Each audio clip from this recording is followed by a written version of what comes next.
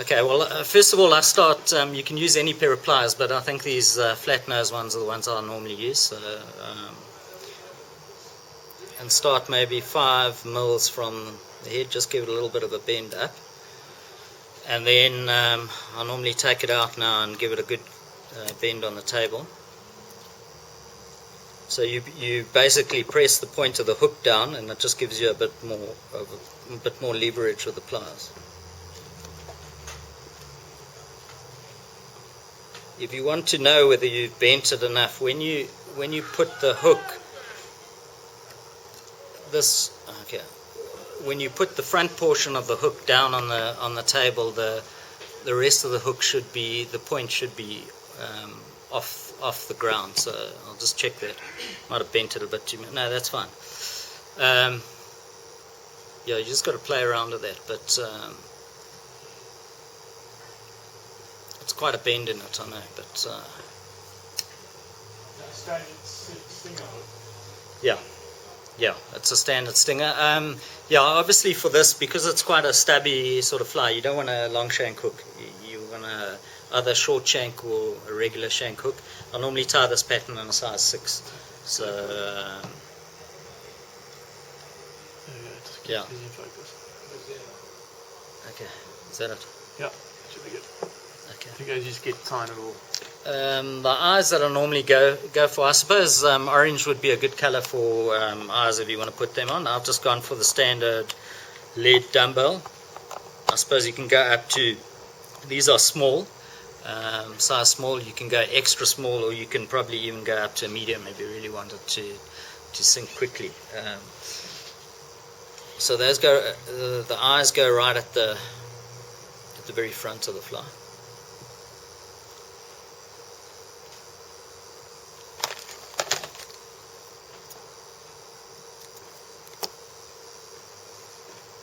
Just whack the eyes on here in this gap there, and the eyes go under the shank so that it rides hook point down.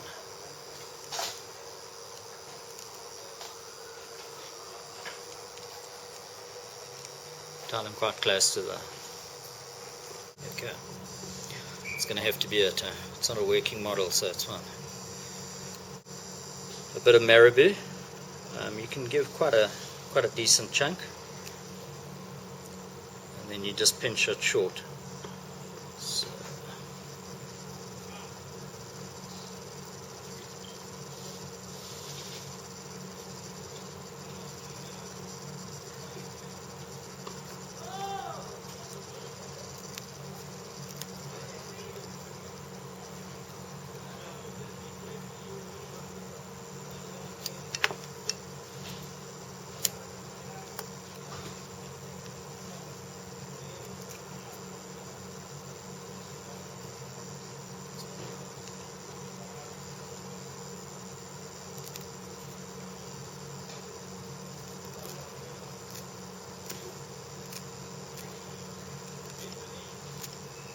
the next thing,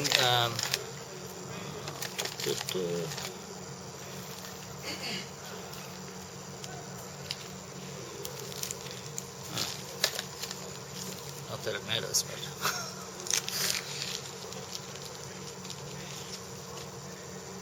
just a bit of this next basically a blob of Rayon chenille in kind of an orange or a peach or a coral color, basically just a little hot spot, but the idea behind this is to splay out it's just a point where the next step where you put in the legs, this keeps the legs splayed out, stops them folding in. So you just really need to let's get this in properly.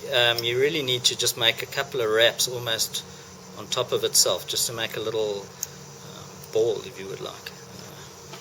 So you just work on in like that, and just off it you hit the other one.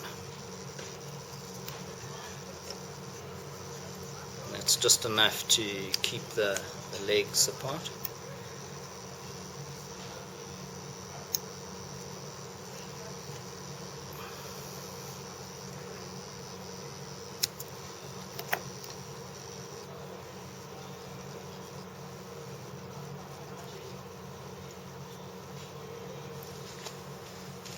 Okay, now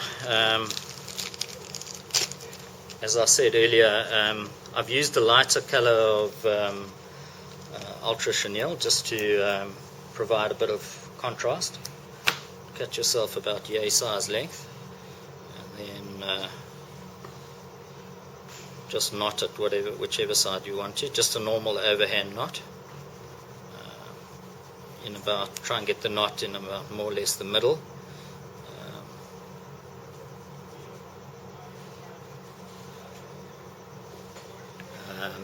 You probably should put super glue on the knot. I reckon these things can pop open when you're casting them.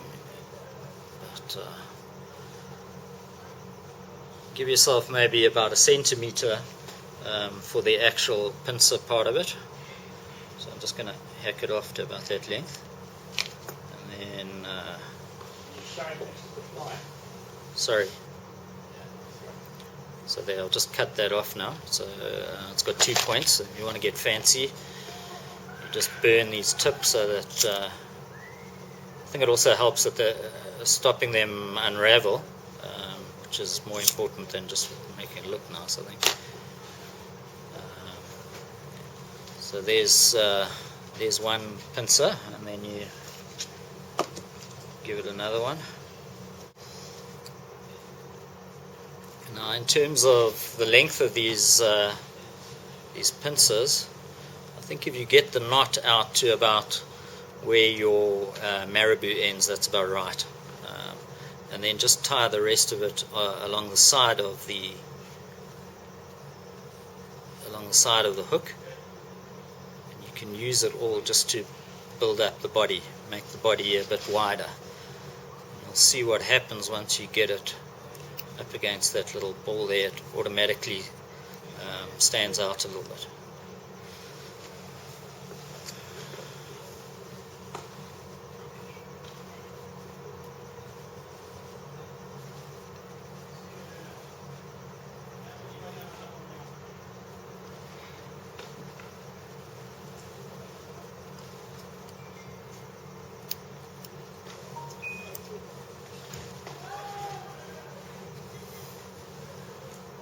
It's the mother right pincer. Okay.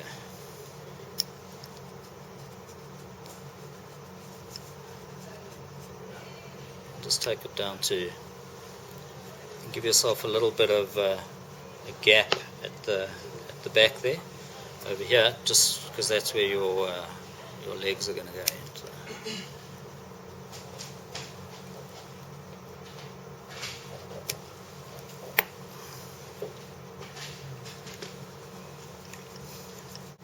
What I normally do for the eyes is just get some heavyish mono. I think this is about 30-pound mono, and you just burn it with your lighter. I've already got two made up, but I normally like to keep it vertical like that, and just without letting. You can let the mono; it will actually catch fire. You give it enough heat, but I normally just get it down to about that sort of size. Then you can get a permanent marker, and what you can do is you just put it on a piece of plastic, just dot the permanent marker onto it and go a little bit down the stem. And then if you want a bigger eye, what you can do is just go with some UV knot sense or something similar over what you've done there, and just give it a blast with a UV torch, and so that'll create a bigger eye reasonably easily. It just helps to have a little bit of a start like that. So this one's hasn't got UV knot sense or anything. It's just got that's just a burnt eye with a bit of a permanent black marker over it, and then you can get out some Sally Hansen's hard as nails and just shine it up or make it a bit bigger as an eye. The eyes, I normally like them to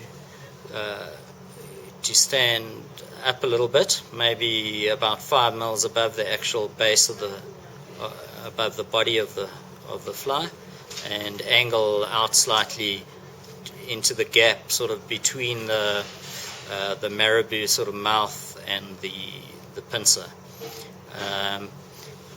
How you do that is you just get your pliers, just give it probably about a centimeter, and then just bend them out like that. And then you can just, so something like that is what we're looking for. And then what I'm going to do is I'm just going to squash the rest of this down here at that angle. It also helps it stay in if you squash it a little bit.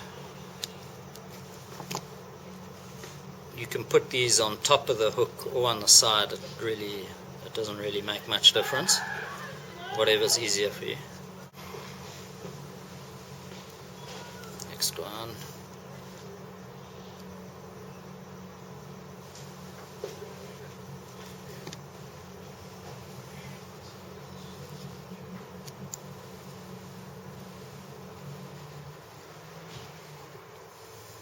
So Ian, the whole time while you're tying, Yeah. you're actually trying to build up that underbody fat, because I see you're having a lot of flip traps on it. Yeah. You want to build the base of this thing. You want Yeah, to bulk it absolutely. up. Because obviously the bigger the base is, the rounder the yeah. The CARAPACE is going to be. Remember, you've only got. I'm using, what is it? It's 10 mil. It'll be 10 mil Very short. chenille.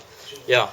So if you just to the more you build it, I think the better it helps to create that body, because you don't want something looking like a shrimp, a skinny thing. Yeah, you don't want thin and long. I've tried to choose crab-looking colors. So I think something like root beer is probably a good color. But when I tied this thing for the Seychelles, I tied it in white and in green and chartreuse and all sorts of different colors. But I think for a freshwater crab, which is what this is supposed to be, I think a brown or a root beer, or I don't know, you get lots of color, so you can. And I'm starting behind or in front of the pincers, and so, okay. You want to try and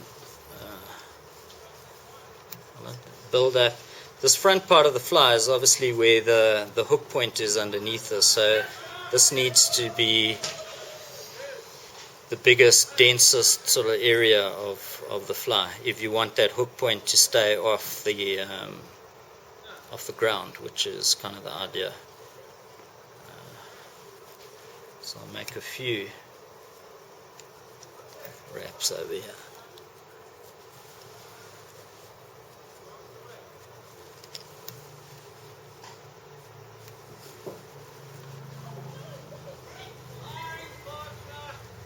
Could actually probably have built it up a little bit more, but it's fine. And then you can just stroke the rest of them back to about there.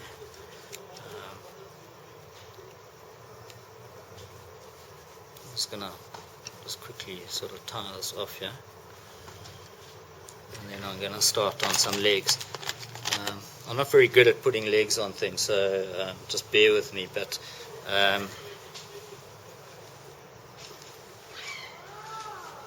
these generally stick out at all sorts of angles, but I don't think that's a terrible thing.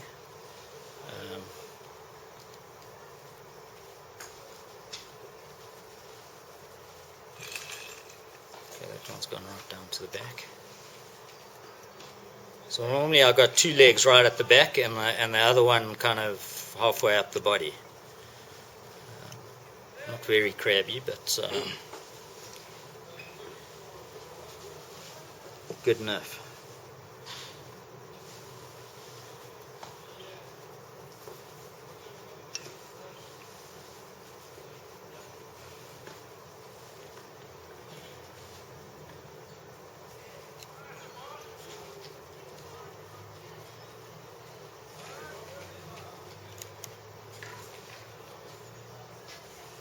There we go.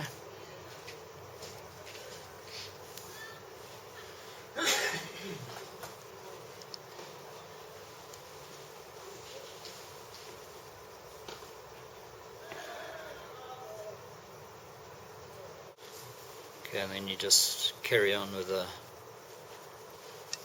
body. Okay, that's pretty much it. Just trim the legs down to length. But it's supposed to be a quick tie. That's the thing about it. It's supposed to give you a serviceable, crabby-looking pattern without too much sweat.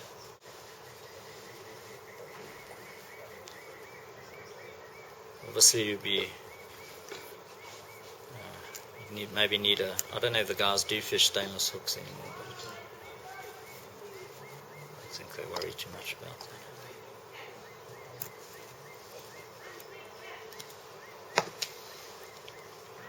Okay, then after you've kind of got these legs more or less the same length and not too long, then you just need to. I think that's fine. It's